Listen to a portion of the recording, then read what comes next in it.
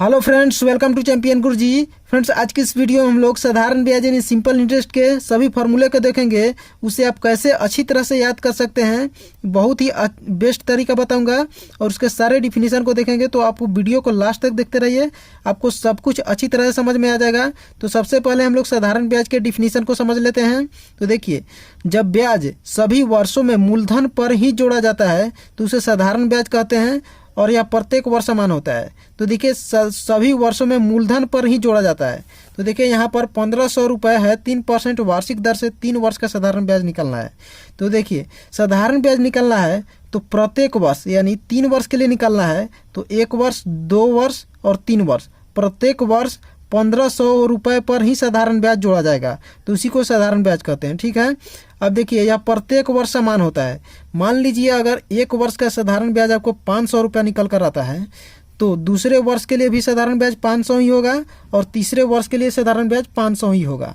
तो साधारण ब्याज प्रत्येक वर्ष क्या होता है, तो समान होता है यानी बराबर होता है। ठीक है, अब देखिए यहाँ पर कुछ और डिफिनेशन है। यहाँ पर देखिए, दर समझ लेते हैं। तो दर किसे कहते हैं, तो जिस दर से ब्याज लिया या दिया जाता है उसी को दर कहते हैं और इसे आर से सूचित करते हैं। यहाँ पर इस क्वेश्चन में दर कितना है, तो 3% है। अब देखिए, समय देख लेते हैं। जितने अवधि के लिए कर्ज लिया या दिया जाता है तो उसे क्या कहते हैं, तो समय कहते हैं। इस क्वेश्चन में समय कितना वर्ष है, तो यहाँ पर 3 वर्ष समय है। ठीक है, अब देखिए यहाँ पर प्रिंसिपल यानी मूलधन देख लेते हैं। मूलधन क्या है, तो वह धन जो कर्ज के रूप में लिया या दिया जाता है तो उसे क्या कहते हैं, तो प्रिंसिपल यानी मूलधन कहते हैं। यहाँ पर इस क्वेश्चन में प्रिंसिपल यानी मूलधन कितना है, तो 1500 रुपये है। ठीक है, अब देखिए अमाउंट यानी मिश्रधन देख लेते हैं। तो ब्याज सहित मूलधन को क्या कहते हैं, तो मिश्रधन कहते हैं। मान लीजिए अगर 3 वर्ष का यहाँ पर ब्याज अगर चाहे 135 रुपये मान लीजिए अगर इसका ब्याज निकल कर आ जाता है तो कितना हो जाएगा मिश्रधन, तो 1500 में 135 को जोड़ देंगे तो कितना हो जाएगा, तो 1635 रुपये क्या हो जाएगा, तो मिश्रधन हो जाएगा। तो मिश्रधन भी समझ गए होंगे। अब देखिए, ब्याज क्या होता है, तो मूलधन के साथ अतिरिक्त जो धन देना पड़ता है उसी को क्या कहते हैं, तो ब्याज कहते हैं। ठीक है, अब देखिए सभी फार्मूले को समझते हैं, अच्छी तरह से समझते हैं।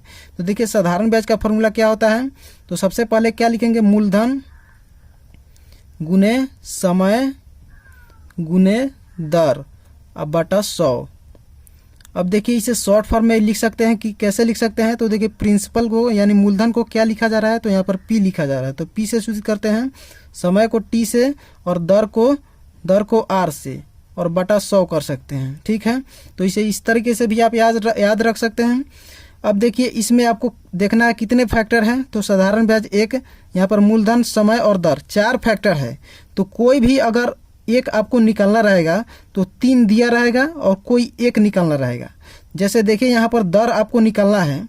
तो दर निकालना है तो आपको सबसे पहले क्या लिखना है, ब्याज गुने 100 लिख देना है। ब्याज गुने 100 लिख दिए। ब्याज गुने 100 यहाँ पर देख लीजिएगा थोड़ा कट रहा है, और बाटा ब्याज और दर यहाँ पर आ गया। तो ब्याज और दर आ गया तो बच गया क्या, तो मूलधन और समय बच गया ना। तो उसको नीचे गुना के साथ लिख देंगे, मूलधन और गुने समय। ठीक है, अब देखिए यहाँ पर समय निकालना है, समय का फार्मूला निकालना है। तो कैसे करेंगे, तो सबसे पहले आप ब्याज लिख दीजिए और गुने 100 और बटा, अब देखिए ब्याज और समय, ब्याज और यहाँ पर समय आ गया तो बच क्या गया, मूलधन और दर। तो मूलधन और दर को गुना के साथ नीचे लिख देंगे, मूलधन और गुना दर। तो यह हो गया समय का फार्मूला। अब देखिए, मूलधन का फार्मूला निकालना है तो कैसे करेंगे, तो ब्याज लिखेंगे और गुने 100 लिखेंगे और बटा, अब देखिए ब्याज और मूलधन आ गया है, ब्याज और मूलधन आ गया तो बच क्या गया, समय और दर। तो समय और दर को यहाँ पर गुना के साथ लिख देंगे, समय और दर को गुना के साथ लिख दिए। तो देखिए, यह भी फार्मूला निकल कर आ गया। अब देखिए, आपको याद करा देते हैं। सबसे पहले तो आप याद रख कर लीजिएगा साधारण ब्याज का फार्मूला, मूलधन गुने समय गुने दर अब बटा 100। अब देखिए, जो निकालना रहेगा ना, दर निकालना है तो सबसे पहले ब्याज गुने 100 लिख देंगे और दर के और ब्याज के अलावा बच गया क्या, तो यहाँ पर मूलधन और समय बच गया तो उसे गुना के साथ लिख देंगे। इसी तरह से आप इस 3 फार्मूला को याद कर सकते हैं। अब देखिए, मिश्रधन का फार्मूला देख लेते हैं। एक और मिश्रधन का फार्मूला होता है, उसे कैसे याद करेंगे, तो देखिए यहाँ पर मूलधन और प्लस ब्याज दोनों को आप जोड़ देंगे तो आपका मिश्रधन निकल जाएगा। अब देखिए मूलधन, इससे मूलधन कैसे निकाल सकते हैं। अगर आपको मिश्रधन मालूम हो और ब्याज मालूम हो तो मूलधन कैसे निकालेंगे।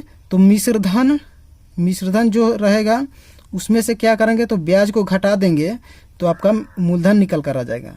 अब ब्याज निकालना हो तो क्या कैसे करेंगे, तो सबसे पहले मिश्रधन लिखेंगे, मिश्रधन में से आपको घटा देना है मूलधन, मूलधन घटा देंगे तो आपका ब्याज निकल कर आ जाएगा।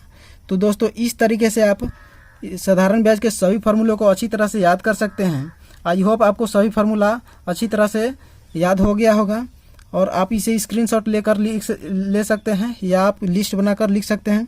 तो दोस्तों वीडियो अच्छा लगा तो वीडियो को लाइक कीजिए, चैनल पर नया है तो चैनल को सब्सक्राइब कर लीजिए ताकि आने वाली हर एक वीडियो की नोटिफिकेशन आपको मिलती रहे। तो चलिए मिलते हैं नेक्स्ट वीडियो में नेक्स्ट टॉपिक के साथ। जय हिंद, जय भारत, थैंक यू।